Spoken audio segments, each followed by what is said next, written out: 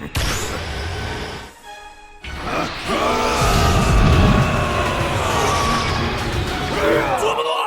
force, jump force, jump force, jump force. I almost missed my chair, but that's fine. Jump force is finally here. How do we feel about the game? Well, okay, as of right now, let me tell you right now, I'm recording this video week 1. The game, I've had the game for about 4 days now. Shout out to being on Namco for the early hookup on it. And the game officially comes out tonight. At the time you record this video, tonight. There's also going to be a day 1 patch that's going to come out. It's supposed to address some issues in the game, such as the long load times, lobby issues, a couple online tweaks to make the gameplay better. So I can't really talk about that yet. But what I am going to talk about is basically my overall first impressions in the game and whether or not you should buy it. Before I start, I do want to point out that it's okay to enjoy the game. If you're one of those people out there that just absolutely loves this, you don't see any flaws, that's okay. I respect you for enjoying the game. I'm not telling you should hate it. I'm also not trying to change your mind into basically whether or not you should buy it or not. I'm just giving you my overall thoughts and how I feel about the game, and I hope that's okay, because I know every time you post an opinion online, people tend to get really sensitive sometimes, especially if they enjoy the game. I think I had a conversation on Twitter the other day that was like, if someone looks up to somebody that does content creation, like for me, for example, if I dislike something that they like, it's like they get hurt in a way, which is kind of a weird conversation to have. But the way I see it is if you can have a conversation with somebody and where you can agree and disagree on something, I think that's very, very healthy. If you're constantly just having a one-sided agreement with somebody, where you're always agreeing with them, it doesn't make any sense. So basically what I'm trying to say is, just because you might agree or disagree with it, does not mean that our relationship as a viewer to content creator should change, if that makes sense. I don't even know what I'm saying anymore, so let me just kind of talk about the game. Basically what I'm trying to say is, it's just my opinion. Who cares what I say? If you love it, that's fine. If you hate it, that's fine. Who cares what I say? Jump Force, is it good or not? So, I guess I'll tell you the good. One thing that Jump Force nails really, really well is the actual fighting aspect, which is the most important aspect of the game. Which, you know, the 1v1 setup, where it's like, let's say me fighting you, I pick 3 characters, you pick 3 characters, us in an arena online works really, really, really well. Even offline, works really, really well. It's not like the deepest game, but we already knew that, but for what it is, it's a lot of fun, it makes a lot of sense. Afro Senju, shout out to Afro Senju, he was the one who actually pointed out the best way to describe it is, it's the Storm series had a baby with J-Stars. And I know J-Stars had its problems, Storm had its problems. They combined both of those games into one, and they made something that's pretty fun. I can't deny it. When I get into a match with 3 of my favorite characters versus someone's 3 favorite characters, it's a lot of fun. It is a blast. It's very easy to learn. There's some depth to it, but it's not like crazy deep like Fighters, for example, or even Xenoverse. But there's some depth to it where it's not completely brain dead, essentially. You can do stuff like you can sub out when you're being attacked if you have enough gauge. The gauge on the bottom left, I don't know what they're calling it. Let's just call it the rush gauge. You also have... you have a key gauge that you can charge up so you can do your super attacks, and then of course you have your highs and lows. You have your regular low attacks by pressing square, and then you have your heavies by pressing triangle. Something else you can do is if you're holding down when you're pressing square or up versus pressing square, you either hit high or you hit low. So it's kind of like a little bit of a mix-up, although there's not really a mix-up in the game because there's only one guard button. So whether you're hitting high or low, doesn't matter if someone's holding R1, which is actually one issue I want to talk about in this game. The CPU is not fun to play against. What they essentially did with the CPU is they took that annoying timid playstyle that every anime game has ever had that players have kind of like stuck to. Every game has had it, whether it be Storm, Xenoverse. Essentially, the players just kind of sit back and they just guard and just sidestep the entire time until they can counterattack. That's how every CPU fights. And before you think, Rhymes, just get good. No, it's annoying. There's no way you can really get good against it. Let me not say you can't get against it. You can get good against it. But to explain what I'm talking about is, literally, you can see a clip right here. Shout out to XSSG for this clip. Essentially, all the CPU does the entire time is just block. They're blocking, blocking, blocking. How do you stop them from blocking? 2 things. You can either press circle to grab, or you can hold triangle to charge up your heavy attack and break that guard and start a combo. The problem is, the CPU literally is built for you to read anything you do other than standing there, for example.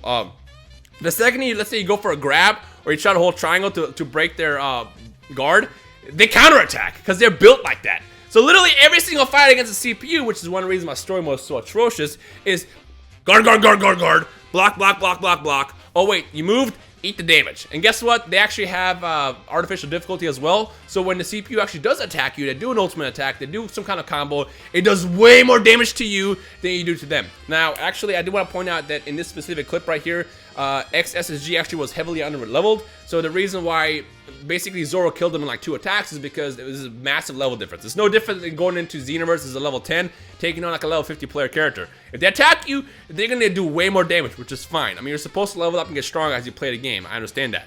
But the actual playstyle for the CPU is just so annoying that it's just not fun. And I already hated the Xenoverse CPU playstyle because even that was annoying because all the Xenoverse CPU playstyle even did was burst rush into you as much as possible. Burst dash, reverse burst dash, special attack, break your stamina. That's all the Xenoverse CPU does. And here, all they do is just block, and the second you do anything that allows them to basically counterattack, they're gonna counterattack. It's gonna be annoying. In fact, I posted a couple tweets on Twitter. I might include those videos here or not. Basically, what my strategy is with the CPU fights in the story mode is literally just equip Kamehameha and just range them the whole time. Because look, if you even see the clips, anytime you do a Kamehameha, again, a CPU recognizes you're not just sitting there and doing anything, and they try to counterattack with a super attack. What ends up happening is if you're far away, you just eat the Kamehameha over and over again, which is why I'm able to beat these missions in an easier way. It's annoying, it's not fun at all, but it's one of the better ways to deal with the annoying difficulty, because it's not really difficulty, it's called artificial difficulty, and all they do is just block and then counterattack. It's just not fun at all.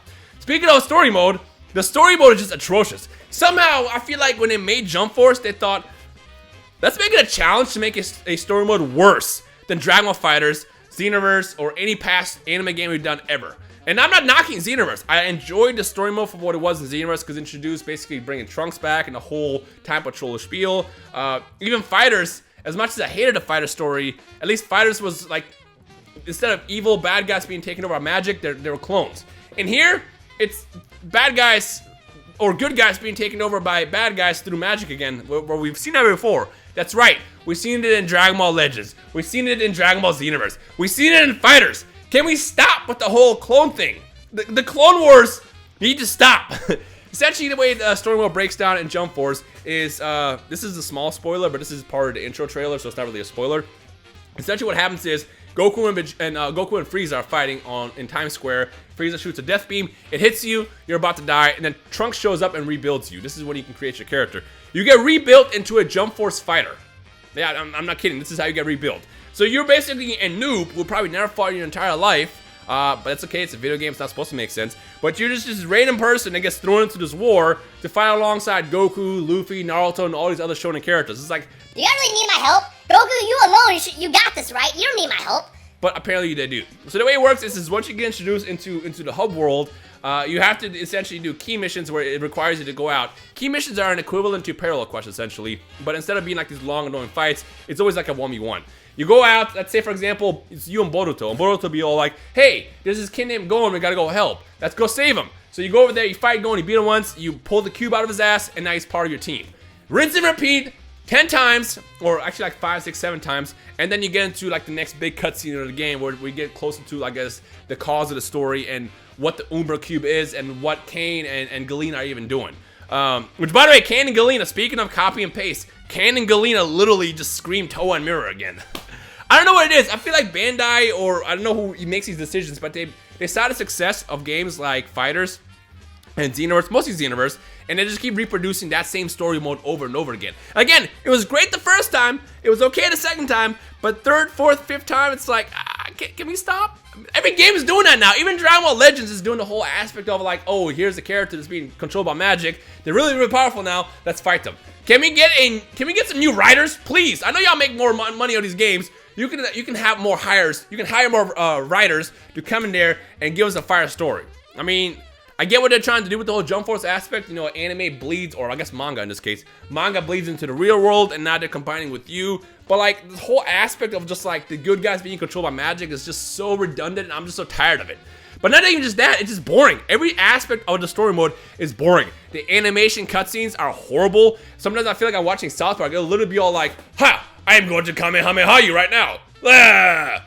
I'm not kidding. This is literally what you see sometimes. And it's like, for example, there's actually a cutscene I remember where I think it was Frieza that descended on you. Frieza will literally just fly like this. Yeah, ha, I see you there. It's like, who animated this? The theory that I have is they had to have basically worked in a game where they made like a 1v1 setup where it's like, you know, 3v3 for example, but like one player was another player.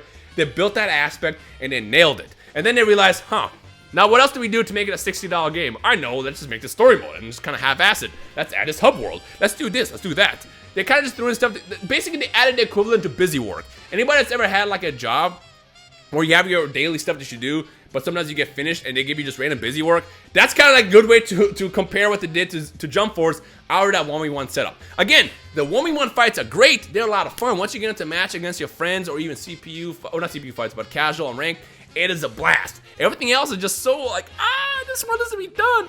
At this point, I'm only playing Jump Force because I want to beat the story mode just so I can get all the missions unlocked, so I can start basically farming Zenny, so I can unlock every single attack and every single costume, so I can work on character creation and then work on fighting my friends.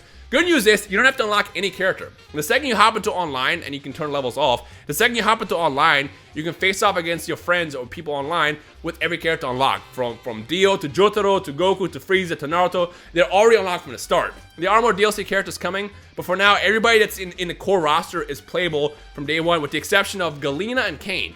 I don't know what it is with Bandai's obsession to giving us these new characters that are not playable, but here we are, once again, the Toa Mira syndrome from the first universe, where they add 2 new characters that are unplayable. Don't know why. This keeps happening, but here we are. So again, they nailed the actual fighting, the most important part, the part that's going to last basically months past the game's completion. But it's just annoying that you have to kind of get over that hump and beat the story mode first, get through these annoying CPU fights, unlock everything. But once you get past that, it's a blast to play. I don't know.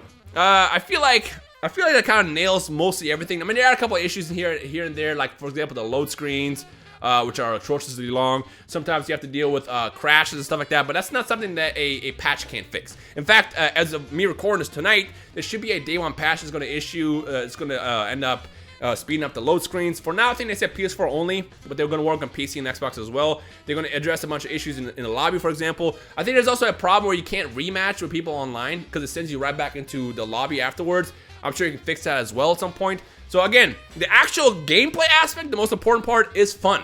As long as you're not playing story mode, and as long as you're not fighting against CPU who just guards and blocks the whole time. So yeah.